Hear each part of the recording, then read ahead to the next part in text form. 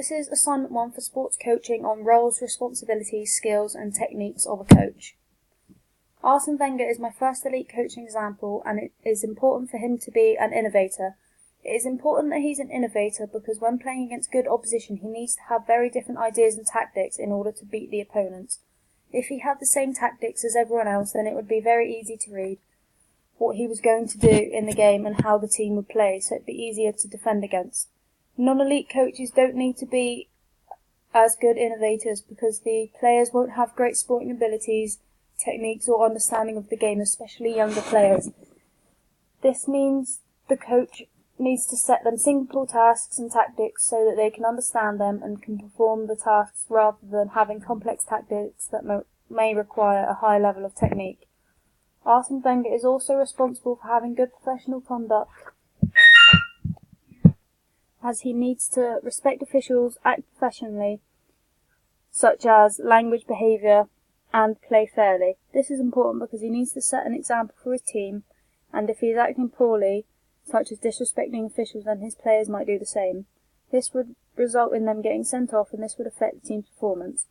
Non-elite coaches need to act professional, but it isn't as important because they aren't in the public eye and limelight. This means that they don't have to set an example for the sporting world they are in because the world won't see what they are like. They can also get away with more, such as bad language, because of the level they coach at. Players and coaches are more disrespectful to officials and get away with it. An important skill for an elite coach is analysing, because they need to analyse their games to identify their main weaknesses and strengths. For example, if a team has a quick winger that can take on defenders and get crosses into the box and a good aerial striker, then they will get a lot of success from getting crosses into the box.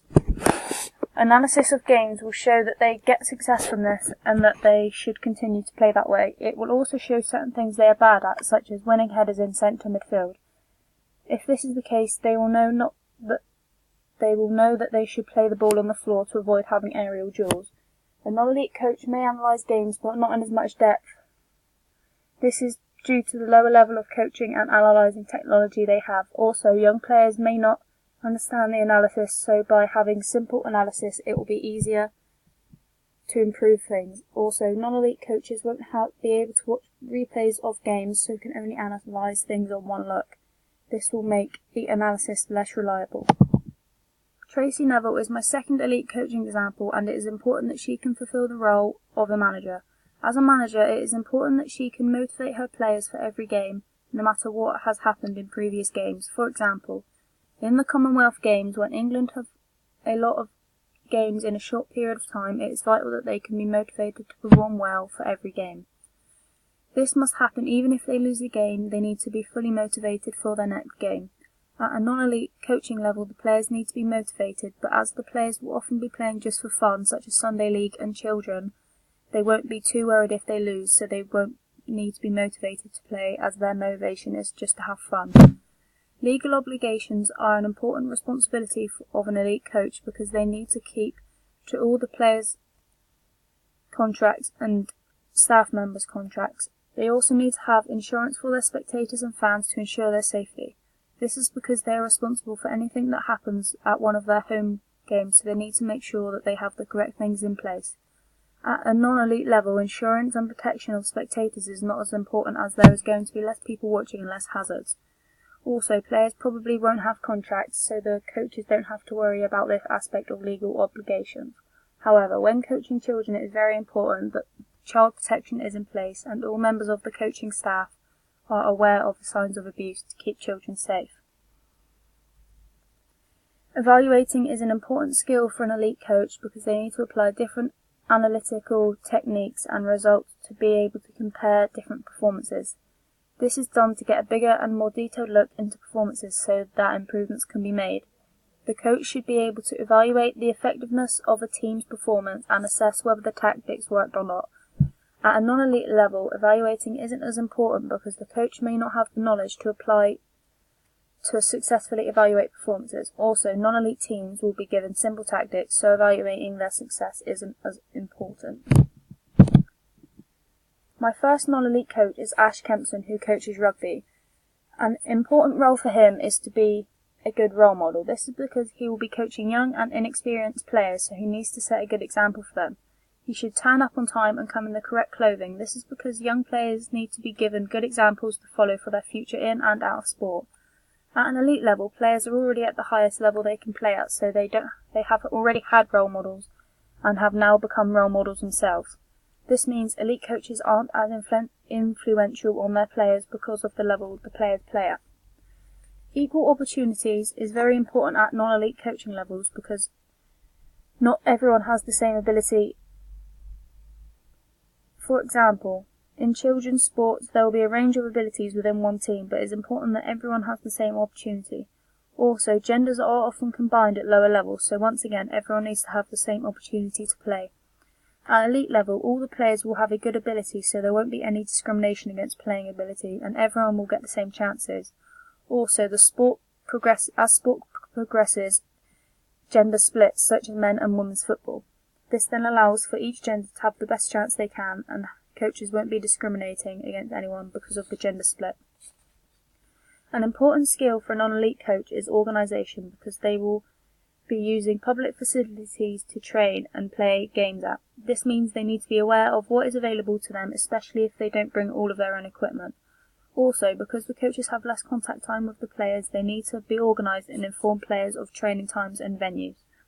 Other people will also use the equipment and facilities so they can break it. This means the coaches need to be aware of what things can be used so they can adapt sessions if needed.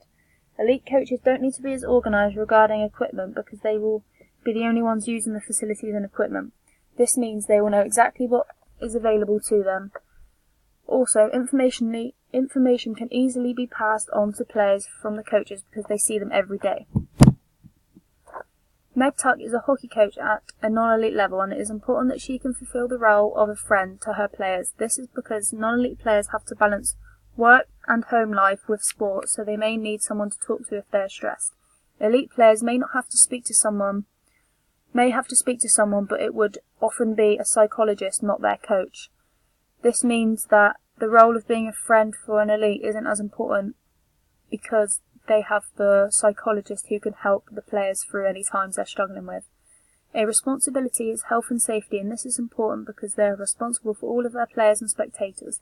This means it is their job to check the playing facilities and equipment to see if it is safe to use and that risks are minimised. Elite coaches don't have as important role in health and safety because they have specialised people to check things such as the groundsman and stewards. The groundsman will inspect the pitch and make sure it is in the best condition, and stewards will help to keep the spectators safe. Goal setting is when a manager or coach and player agree on a goal for the player on an area that they feel the player needs to improve on. The goal can be used to identify weaknesses and motivate the player to try and perform better. This is good because it shows players want to improve as they are trying to reach a goal. Team goals can also be set, which allows everyone to work towards the same thing. This improves team dynamics and cohesion because everyone wants the same thing, so performance is likely to increase. There can be short-term, medium-term and long-term goals. Short-term goals allow an athlete to be motivated instantly, e.g. 85% or more shooting accuracy in the next game. Medium goals enable the athlete to keep track of their progress on the way to a long-term goal, such as score 4 goals in the next 8 matches. A long-term goal lasts a season or years, such as scoring 30 goals in a season or qualifying for the Olympics. When goal setting, the goal must follow the SMART target abbreviation, which means they must be specific, measurable, achievable, realistic and timed. The positive about goal setting is that the athlete will have an increase in motivation because they want to achieve their set goal. They also have something specific to work towards, and they know what they are expected to do, so they will want to do these things. Also, if a team goal is set, team cohesion will increase because everyone wants the same thing. This means that everybody will do their part and try their best to achieve the goal, leading to an increase in performance. A negative about goal setting could be a decrease in confidence, especially if the players thought they were good at something, but their coach wants them to improve it. This may make an athlete disheartened, so they'll perform worse as they have much less motivation to improve. Another negative is increased pressure of the goal that was set. This can make the player feel anxious and worried, especially if they don't meet short-term goals. Not meeting a short-term goal may lead to them thinking they can't achieve a long-term goal, so they'll have a decrease in motivation. Modelling allows for new skills and the coach's expectation of old skills to be shown. Videos of people demonstrating the skill can be shown to athletes so they know the correct technique, such as watching a good free kick taker. Watching and modelling someone is good because it can improve performance and technique due to watching the correct technique and then practicing it yourself.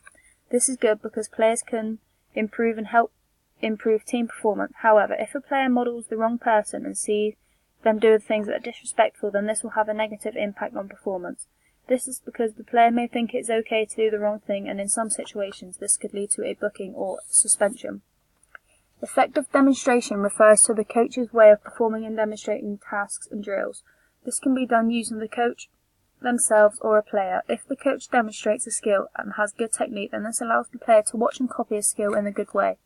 They can then practice the skill and their performance will improve because of the skill they have developed. However, if the coach has poor technique and then the player's performance will suffer. This is because they are getting taught in the wrong thing and method of doing something. Using the wrong technique could also cause injury to an athlete. For example, if someone gets taught the wrong technique when weightlifting, as the load increases, injury is much more likely because they are performing it wrong.